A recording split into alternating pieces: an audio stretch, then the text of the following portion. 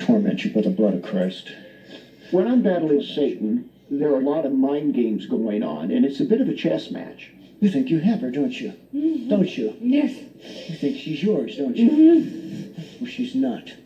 So I have to be mentally and spiritually prepared for that. How long have you had her? Long time.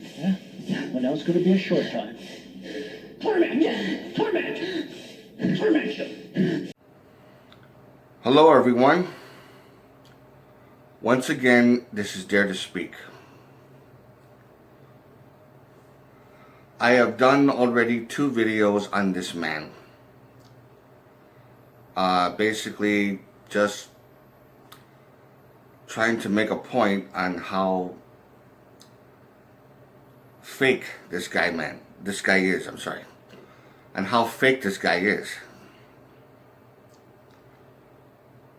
And what's so extremely pathetic in situations like this, with because he's not the only one. There's other preachers and other type of I should say fake preachers and stuff like that that are just as bad as him, possibly more, possibly less, whatever the case may be. But the point is, I came across an article that was about, it was in May or March of 2007, where this one guy who was a skeptic went over to, I forgot whether it's in this country or whether it's some other foreign country like Germany or something like that. I'm not really sure. Because I got the basic idea of what I already know. And I thought this man was brave to do what he did. He actually attended one of the seminars. He actually went over to that place early where Bob Larson was going to be. And he noticed that some of the people that were coming in, because it wasn't that full yet. And some guy that he said that was really troubled sat next to him. Out of all the seats that he could have sat, he decided to sit next to him, which was no big deal. And he actually spoke with him for a while, and he could tell that the guy was really troubled, the man that was sitting next to him. So he actually struck a conversation, a brief one with him. And the guy was going through, like you just tell, he was like either manic depressant of some sort, because he had a background of being abused and sexually abused and stuff like that. And he noticed that a large majority of the people that were there that were seeking exorcism, they all had a background of emotional disorder, to some degree, like schizophrenia, other type of emotional and psychological trauma, and I mean severe trauma. And it seems like he picks and chooses the type of people that he wants to attend. I mean, anybody could attend, anybody can. But like he has his own kind of sinister agenda, it seems like. And then when the people came in, this guy was like observing everyone. And then Bob Larson came in, and he was saying something about, everyone, I need you to focus on your pain. Focus while you're here. I want you to, and then the way he was explaining everything, I want you to focus on this. I want you to look at the pain, look back in the pain in your life. Look back on this, look back on that. Visualize that in your mind and whatever kind of thing. Some people were sobbing because they're remembering the past or whatever, their past pain. That's what a hypnotist does. Okay, go back to the time of whatever, when you suffered this type of abuse, where you, and then they just like relive it. So this man is an expert hypnotist. He's an expert hypnotist, And he's doing this kind of, and that's what this guy was saying. I'm not saying this, but this man was explaining this in this one article that I saw from 2007 when I Googled it. It was either called Exposing Bob Larson, or I forgot the main title of it though, but I just happened to find it recently. He was saying that's the same method that a hypnotist does. Just visualize this and all this kind of pain. And he goes to certain people and then, puts the Bible on the forehead and says, in the name of Jesus, this demon or whatever, and all this kind of stuff like that. And he's like going from one person to another. And the guy that was observing it, the skeptic, he chuckled. He was like shaking his head like, oh my fucking God. I cannot believe this shit.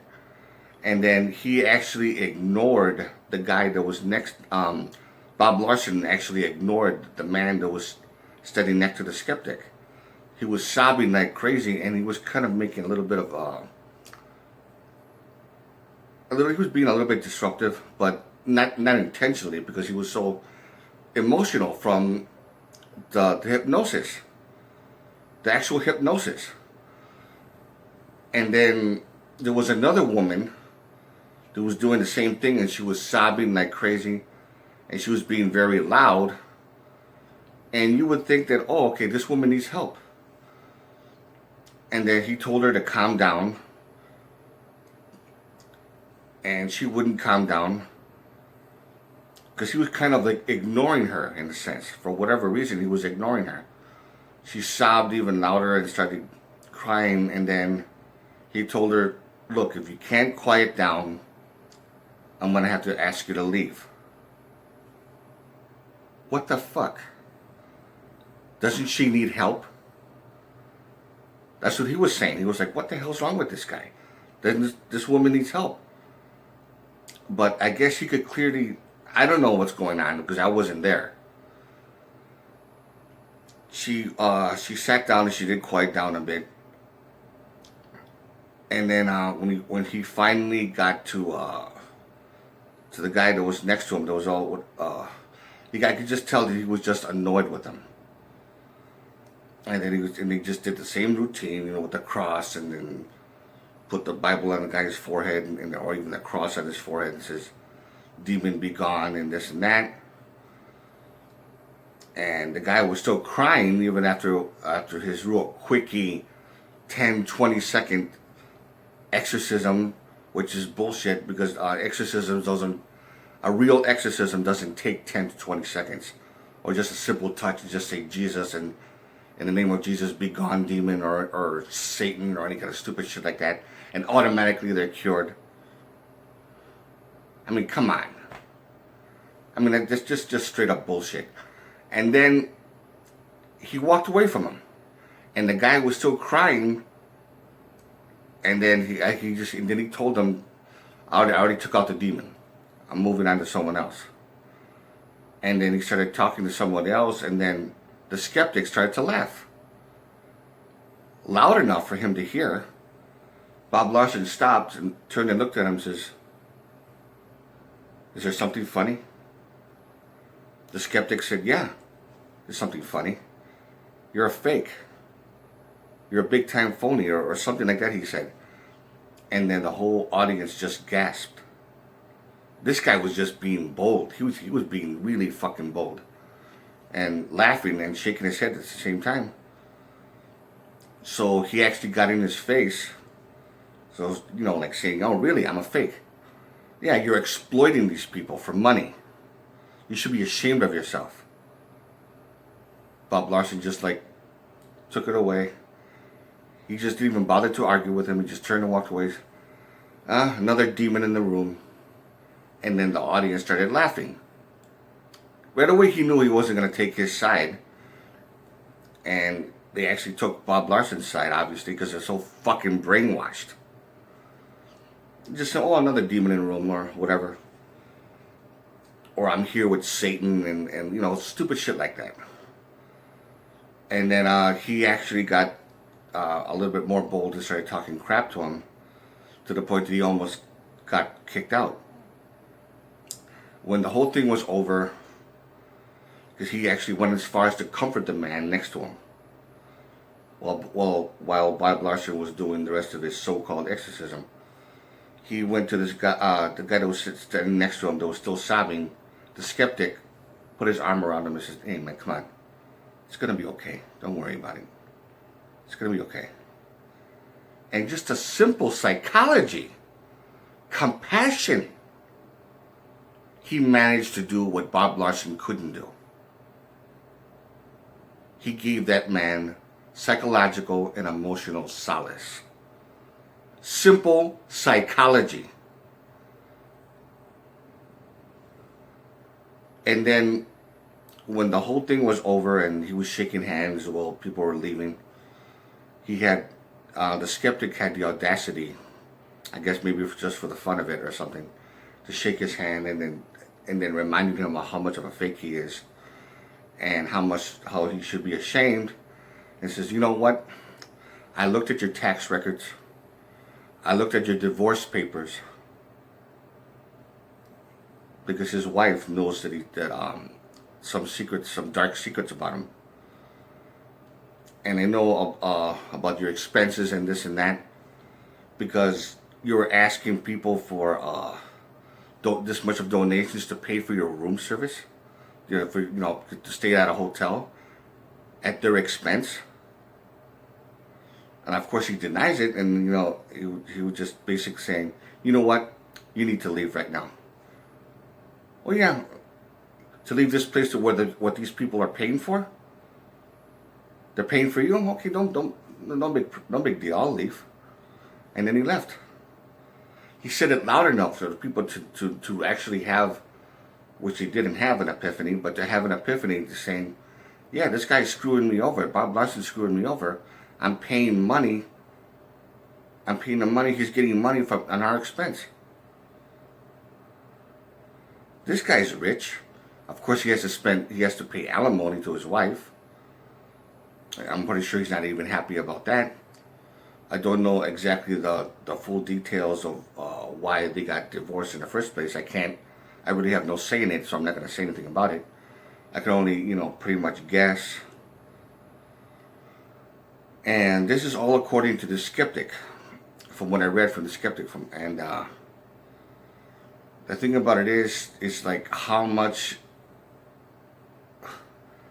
I can't even comprehend how people could actually be brainwashed by this man. Ever since the mid 1990s, where I read a book on Satanism and how it was brainwashing a lot of people, putting down heavy metal music, which I was into heavy metal back then. It was bad mouthing about or slandering some of my favorite bands like Metallica, Ronnie James Dio, Iron Maiden,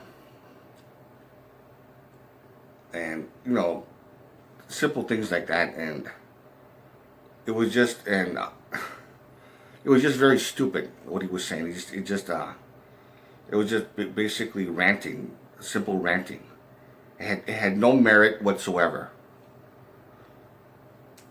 So if you like this video, give it a thumbs up. Tell me honestly what you think about this man. And of course, if there's anybody that actually supports Bob Larson, who actually thinks that what I'm saying is wrong or I'm offending, please speak your mind too.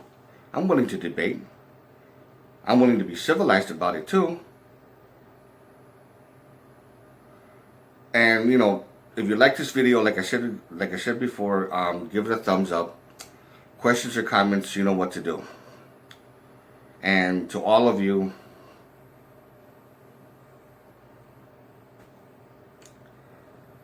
take care.